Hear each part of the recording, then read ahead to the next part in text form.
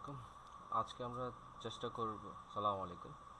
আজকে আমরা চেষ্টা করব হচ্ছে আরজিএস প্রো এর জাস্ট অনলি ইন্টারফেসটা একটু দেখার, যে হচ্ছে আমরা ট্রাই করব হচ্ছে কোন কোন জায়গাগুলোতে আমরা হচ্ছে কোন কোন পার্টগুলো আমরা ইউজ করব আর কোন কোন পার্টগুলো আমাদের ইউজ না করলে হয়।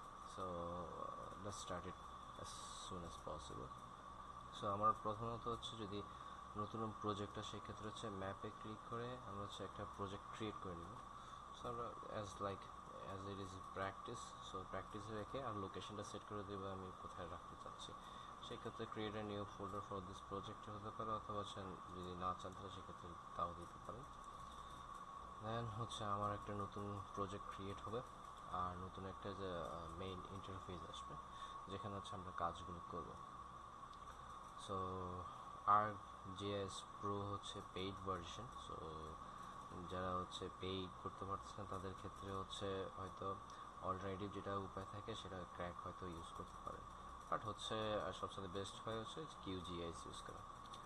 So by default world topographic ম্যাপটা এখানে থাকে, so that wouldn't be a problem.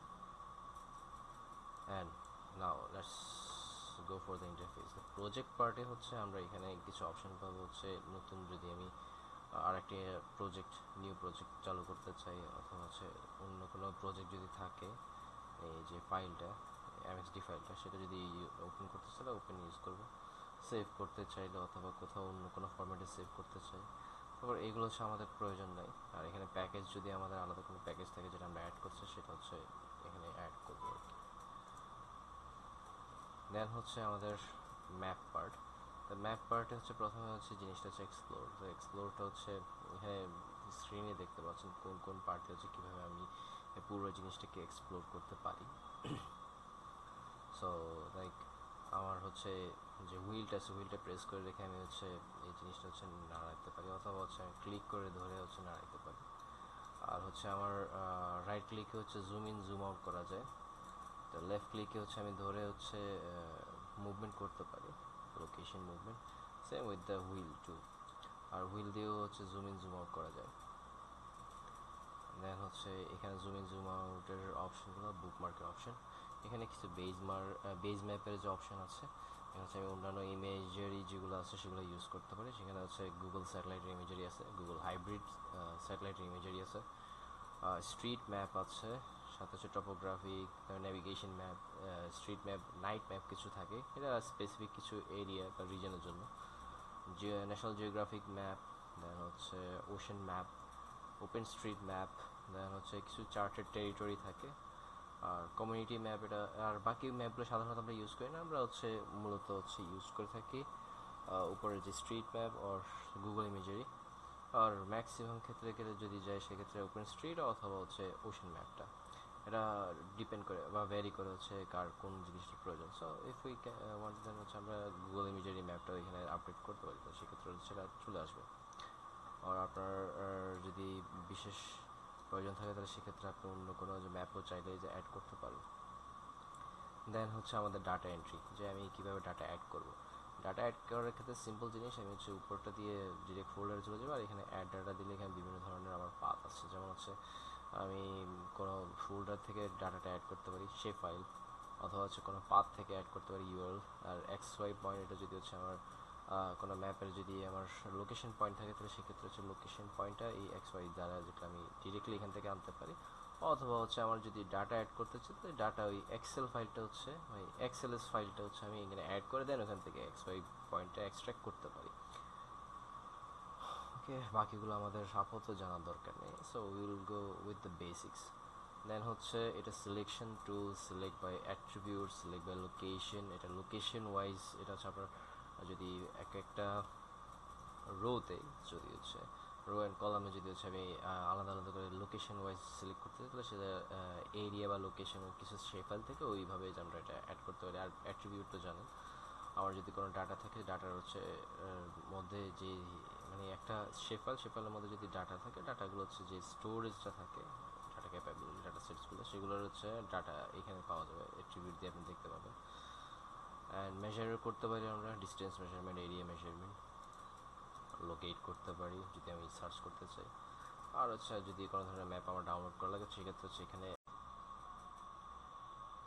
So এবারের পার্ট যেটা সেটা হচ্ছে ধরেন আমরা ইনসার্টের পার্টে যাবে। ইনসার্টে হচ্ছে আমরা ধরেন কোনো নিউ ম্যাপ লেআউট যদি করতে চাই, মানে কোনো ম্যাপ যদি অ্যাড করতে চাই সেটা অ্যাড করা যায়। বেস ম্যাপ যেটা হচ্ছে আগে ম্যাপে দেখলাম, আর নিউ লেআউট যদি অ্যাড করতে চাই এটা বিভিন্ন ধরনের লেআউট এখানে আছে, সেটা হচ্ছে কাস্টমও পেজ একটা দেওয়া যায়।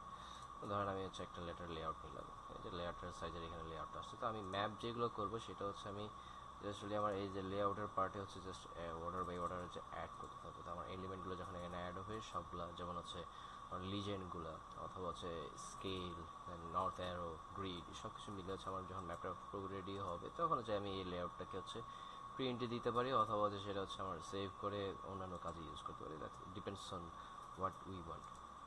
ওকে ওকে তো হচ্ছে আমার ইনসার্টে আর অন্যান্য জিনিসের মধ্যে হচ্ছে কিছু কোনো ম্যাপ যদি থাকে সেটা ইম্পোর্ট করতে পারেন।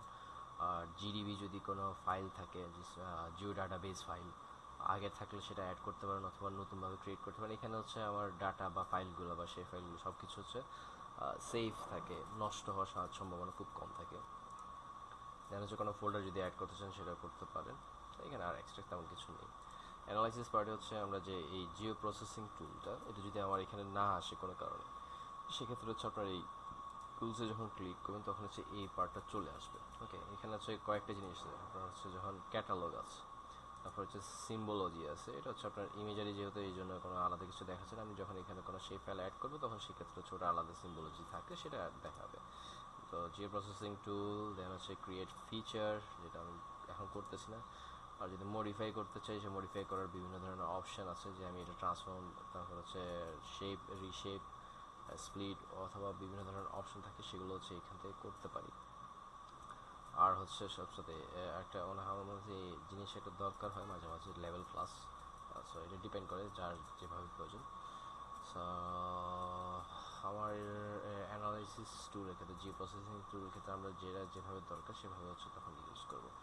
So this is the analysis part. আর ভিউ পার্টে হচ্ছে মূলত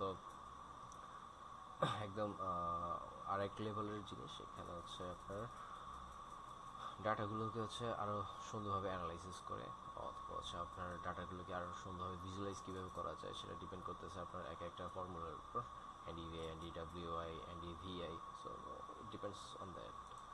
আর এডিটের ক্ষেত্রে ওই তখন যেটা দেখালাম, যে মডিফিকেশন যদি করতে চান, ইমেজারির ক্ষেত্রে হচ্ছে আপনি ইমেজারিটা কীভাবে অ্যাড করবেন, বিশেষ করে এটা রাস্টারের জন্য ইউজ হয়, রাস্টার ফাইল। সো আমাদের যে জিআইএসের দুইটা পার্ট থাকে, একটা রাস্টার, একটা ভেক্টর। ভেক্টরগুলো হচ্ছে আপনার সেই ফাইল, পলিগন, পলি লাইন বা পয়েন্ট, আর হচ্ছে রাস্টার ফাইল হচ্ছে আপনার ইমেজগুলো। তো আমার মতে এইটাই হচ্ছে আমাদের একদম বেসিক ইন্টারফেস।